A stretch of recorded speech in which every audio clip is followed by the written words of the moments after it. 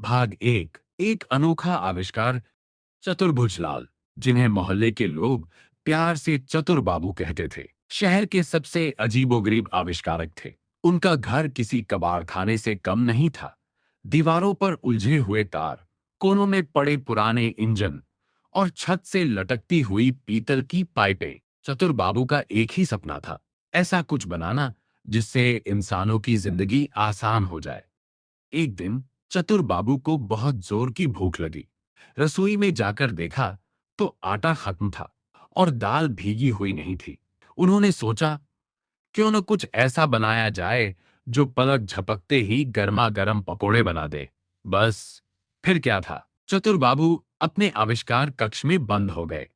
3 दिन और 3 रात की कड़ी मेहनत के बाद उन्होंने एक मशीन तैयार की। यह मशीन एक पुराने प्रेशर कुकर, एक पंखे की मोटर और एक पुराने रेडियो के हिस्सों से बनी थी। इसका नाम रखा गया पकोड़ा मैजिक 3000। भाग दो। मशीन का परीक्षण। चतुर बाबू ने मशीन में बेसन, प्याज, नमक और मसाले डाले। मशीन का बटन दबाया। मशीन गड़गड़ाई, घरघराई और फिर एक विचित्र आवाज के साथ रुक गई। चतुर बाबू ने घबराकर मशीन को थपथपाया। तभी मशीन से एक तेज आवाज आई, टिन टिन। और अचानक कमरे में पकोड़ों की बारिश होने लगी। सिर्फ पकोड़े ही नहीं, साथ में चटनी की फुहार भी उड़ने लगी। चतुर बाबू की आंखों में खुशी के आंसू आ गए। उन्होंने एक पकोड़ा चखा। वह इतना स्वादिष्ट था कि ऐसा लगा जैसे जन्नत का स्वाद हो। लेकिन समस्या तब शुरू हुई जब मशीन रुकने का नाम ही नहीं ले रही थी। भाग 3। मोहल्ले में हड़कंप। मशीन से पकोड़े निकलना बंद नहीं हुए। देखते ही देखते पूरा कमरा पकोड़ों से भर गया। चतुर बाबू मशीन को बंद करने के लिए दौड़े, लेकिन बटन जाम हो गया था। पकोड़े खिड़कियों से बाहर गिरने लगे। पड़ोस में रहने वाले बब्बन मियाँ, जो अपनी बालकनी में अखबार पढ़ रहे थे, अचानक पकोड़ों की बौछार देखकर चौंक गए। अरे, ये क्या हो रहा है? क्या ऊपर से पकोड़ों की बारिश हो रही है? उन्होंने चिल्लाकर पूछा।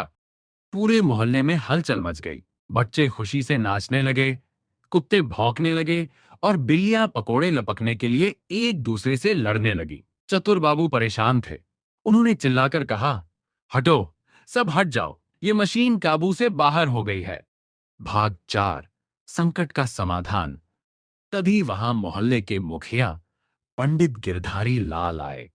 उन्होंने एक पकोड़ा उठाया और खाया। वाह, क्या स्वाद है!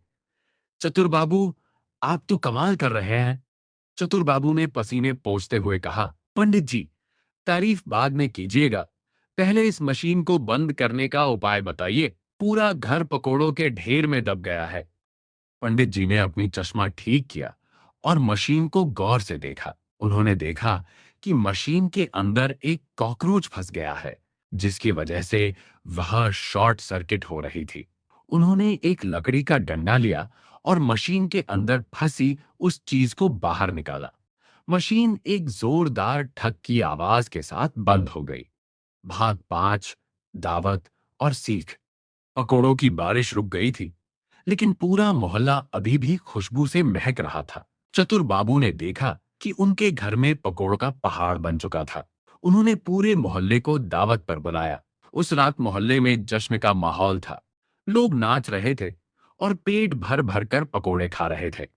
चतुर बाबू ने उस रात सीखा कि आविष्कार चाहे कितना भी शानदार क्यों न हो, अगर उस पर नियंत्रण न हो तो वह मुसीबत भी बन सकता है। उन्होंने अगले दिन मशीन को खोलकर ठीक किया और उसका नाम बदलकर पकोड़ा मैजिक लिमिटेड रख दिया, ताकि अब वह सिर्फ जरूरत के हिसाब से ही पकोड़े बनाए।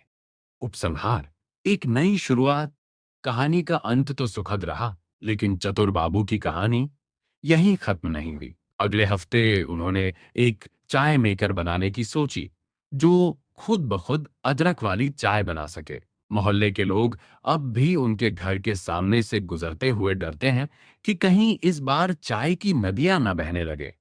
चतुर बाबू आज भी अपने उसी पुराने कमरे में बैठे हैं, नए नए आविष्कार कर रहे हैं। कभी कभी रात को अचानक किसी अजीब सी आवाज के साथ उनके घर से खुशबू आती।